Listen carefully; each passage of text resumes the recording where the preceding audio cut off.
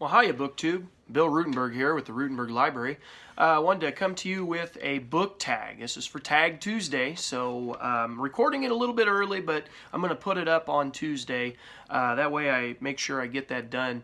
But I was recently going through and I didn't feel like reading. You know how sometimes you get in that mood, and I just felt like watching some BookTube videos. And so I was going backwards in some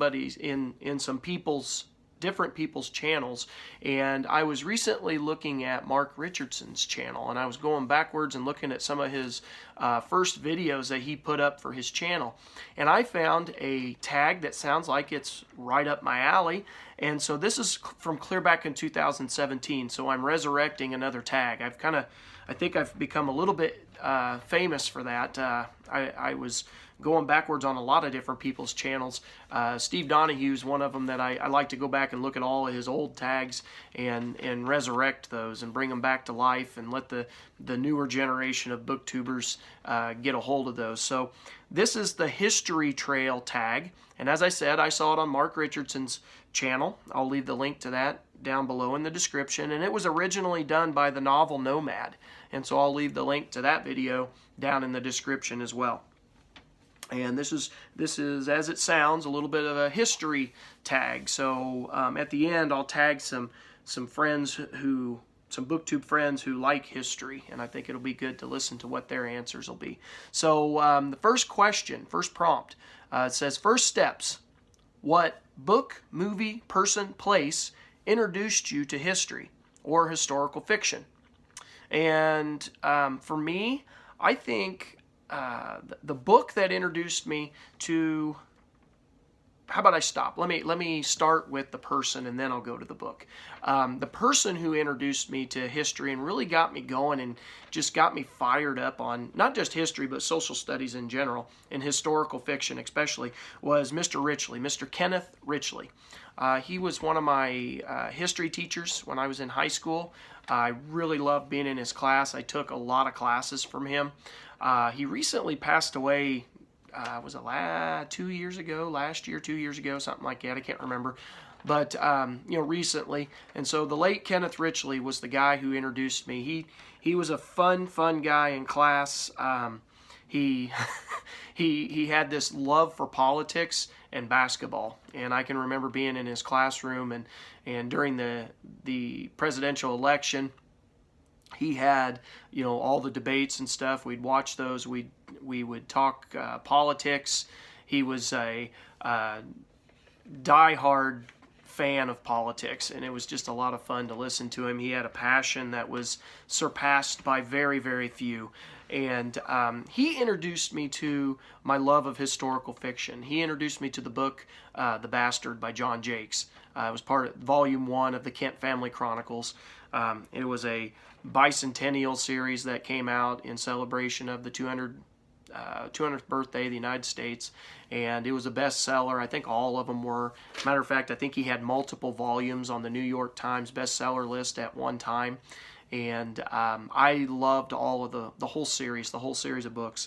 And he had introduced me to that when I was in high school, and I can't remember if it was my junior or senior year, and he gave me a copy of it, and he said, you read this, boy, you're gonna love this. It's got everything. It's got love and romance. It's got war. He started listing off all this stuff, and he had this deep, gravelly voice because he had smoked cigarettes forever, and so he had this deep, gravelly voice, and you're gonna love this, boy. And he was a fun teacher to have in class, and he introduced me to, like I said, John Jakes and that world of historical fiction, which I fell in love with.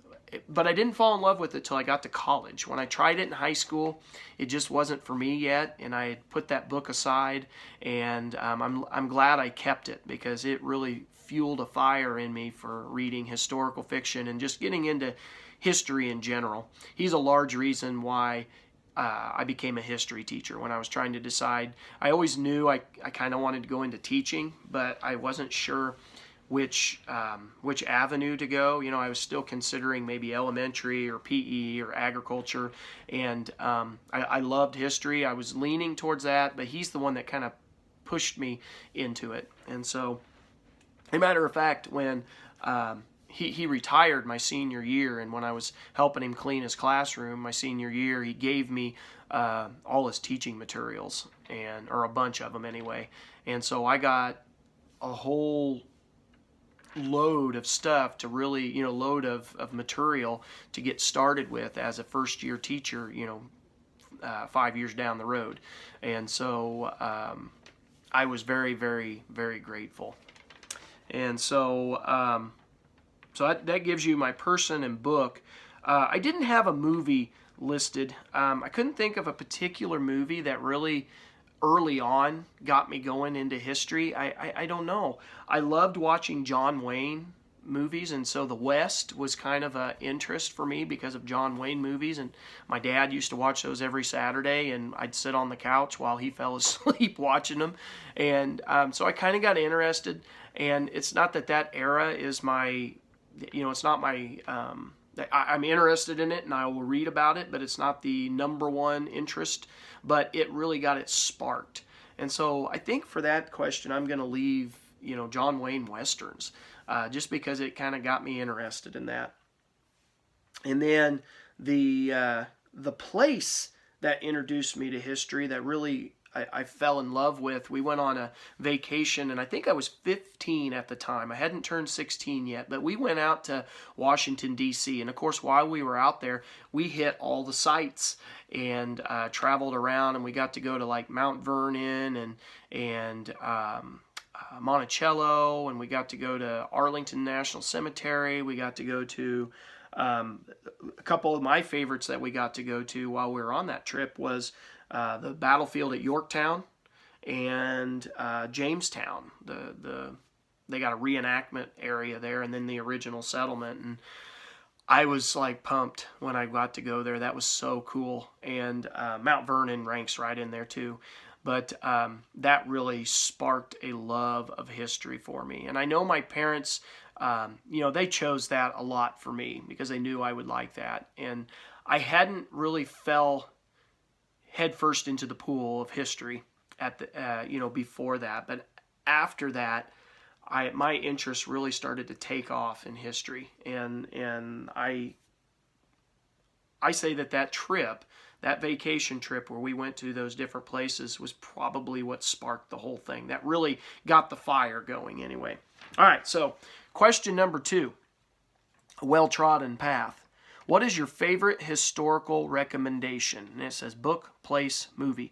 Okay, so for me, my favorite series of books that I would recommend if you're looking to become a serious reader, and I'm not going to do one book, I'm going to do a series, is the Oxford History of the United States series. I really like that series. I have not read the entire series. I've read, I think, 4 of them. And I've enjoyed every single one of them, and they go into great depth of the detail and the analysis and just all of that kind of stuff. They got top-notch historians who have done it. I know Gordon Wood did one for, let's see, was that right after the Revolution? Robert Middlecoff did one for the Revolution. James McPherson did, of course, Battle Cry for Freedom with the Civil War. I read one on recent American history from like Watergate to the present. Was it? I hesitate on his name. Hang on a minute. Not that one. Okay, I don't have it here. I thought I had it here. Sorry. Anyway, I've read a few of those, and I really liked them. I would highly recommend those. And then for my place, I got to go to Gettysburg. My wife, when we went east, we got to go to Pennsylvania, and everybody chose a place. My daughter wanted to go to the Appalachian Trail and hike the Appalachian Trail, so we went on that for about 20 minutes. And my wife was ready to go, but my daughter got to do that, and she was super pumped about that. And my wife wanted to go. She found this state park that had all these different waterfalls in central Pennsylvania, and it was over because we were going to go visit my grandma when she was alive. And we camped out there and absolutely loved hiking through that state park. And then we drove down south My wife also wanted to go to this lilac festival, or not lilac, I'm sorry, this lavender festival that they have down in southern Pennsylvania. And so we went to that, and then we got to go to Gettysburg. That's what I chose. And Gettysburg was just a awesome event. Or place to visit. That event, I meant like when we went there on our trip, that was just wonderful. We did a guided tour, and then we did a self tour where we drove around, and then we went into the shops and stuff. And I want to go back there and just do a walking tour of the entire battlefield. That there was nothing that says history quite like when you walk the battlefield and you know your history and you know what's went on at that battlefield and all the men that gave their lives for freedom at that battlefield. It just was I don't even know how to describe it. There's no words. You get this flood of emotions, and it was just a really neat experience. So I would recommend that to anybody. And then it says movies. My movie recommendations, if you're a World War II fan, I would go check out the HBO movie series Band of Brothers.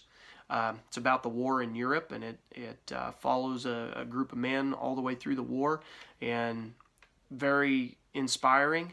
And then go find The Pacific, which is the exact same HBO series on World War II that goes through the island hopping and follows a series of men through the island hopping campaigns. And pretty powerful stuff. And I think it's like, is it 10 or 12 different 1.5 hour segments? And so you'll spend some time watching it, and it'll be very, very worth it. Question number 3, good boots. What is your favorite historical fashion era? Now, I got to admit, I'm not really into reading about historical fashion. It is interesting, but it's not my cup of tea. So as I looked back, I took a very general answer, and I went with the 1950s. It really suits me. Short hair, flat top haircuts, and t-shirt and jeans for the kids, and I would say the men dressing in suit and tie, and very, very conservative, very everybody dressed pretty much the same. It really fits my personality. So that's what I would go with. Number 4, close to home. What is a historical read set in your home country? And so for this, I chose a couple John Jakes books, Homeland and American Dreams, and it was all about Polly Kroner, a young German boy who immigrates to the United States. And so the very first part of the first book is, his process of immigrating, but then the rest of it is all based in the United States. And he has this dream of becoming an American citizen. He's got family already here.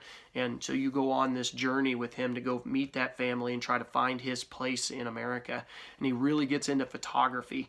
And he ends up going to the, if I remember correctly, it's been a long time. That's on my reread list this year. I'd like to try to read that again. But if not this year, next year. He goes to the Spanish-American War, I believe, and films some of that. And he just meets a lot of historical characters. It's a good book on immigration and just what being an American can be about. And then the realities of trying to get there can be kind of rough sometimes. And also another one that I might put into this is Edward Rutherford's New York. What a great novel. It takes a family line from the founding of New York all the way into the present, and wonderful, wonderful book. Goes through all of the famous stuff that happened in New York. Of course, there's been a lot, and so that was a great series. Number 5, The Trail Not Taken. What historical eras do you avoid? For me, it's pretty easy. Current histories. I do not read anything in current history. If you look at my shelves, there are very, very few books on current history. There's a couple, but not very many. I just don't care for it. They don't have the current histories that come out. And by current, I mean like, so if you look at my books, like Vietnam era to the present, I don't have hardly any books on that. And it's because we're still finding the perspective on that. Everything's way too biased, and I just don't care for that. and so I don't have a whole lot on recent histories. It's the Vietnam stuff is what I have been. I picked a book up here and there, and I'm starting to build that collection. And but anything past there, I don't have a bunch. I mean, I got a couple biographies from the 70s and 80s, but not much else. Number 6, trail map. What historical read or reads are on your TBR? Okay, so for me, right at the moment, I am reading American Caesar, a biography on Douglas MacArthur, and it's by William Manchester, and that's going to be, I think, my February read, and I'm going to get that finished up. I've been thoroughly enjoying it. I'm a couple hundred pages in, and I can't remember how many pages are in that book. If it's like 600 or 700, it's a big book, but very, very good. Reads pretty fast. Got a lot of black and white pictures that go right with what you're reading, and so I've been thoroughly enjoying that. I had plans for reading Frederick Douglass, but I messed up. Our buddy read that we're doing that is not in February like I thought, and that's why American Caesar is going to go to the top of the list in priorities. So Frederick Douglass is later in the month. I think Peg said in June, and so that was my fault. I said that in my Friday reads, but you know, that's all right. Mistakes happen. My fault. So I'm going to put that one on the back burner. Band of Giants, which is a book about Revolutionary War soldiers. It's a smaller one. It's right, right up there beside the Douglas. Oh, it's off camera. Never mind. Can't see it. But, it's a smaller book about fighting in the American Revolution. And then Fall of Giants, which is... Oh, can't find it. Where'd it go? Well, it's up there also. Where is it? Oh, it is up there. It's on that top shelf, and it's by Ken Follett, and it's a big old historical series that follows some families, and so I'm gonna get that started this month, I think, or I'm gonna try to anyway. So number 7, pioneers. What historical person inspires you? For me, this is hands down. You guys that follow the channel know that Abraham Lincoln. He made the easiest but the toughest decision in American history because of the time period that he was making that decision. That decision that he was going to follow the inspiration of the Declaration of Independence in the idea that all men are created equal, and when he goes forward with the Emancipation Proclamation, it to me that inspires me, because that was like I said, an easy decision because it's the right thing to do, but it was tough to do because of all of the stuff he was fighting against, and then at the same time trying to keep or put back together the nation and keep them as one. And so Abraham Lincoln, and then of course his rags to riches story is always inspirational. I truly love reading about him, and he inspires me. So the last part, number 8, tag your fellow history nerds. All right, so I don't know if these people have done this. This is an older tag, and they have all started BookTube in the last year and a half time span. So year to year and a half. So they might not have done it. So that's what I'm banking on. So Peg at the History Shelf. I know she started hers just a few months before I did, and so she might not have done this one. Sean at Sean D. Standfast, that's his channel. He started his right about the same time I did. Book Zealots, they started theirs, they might have been shortly before me. I can't remember exactly when their start date was. And then, now this guy's been on here a while, but I don't know if he's done it. Jason Has Books. So I look forward to hearing what they have to say about this, if they haven't done it, of course. So anyway, thank you, BookTube. Thank you for listening, and have a great day. Happy reading.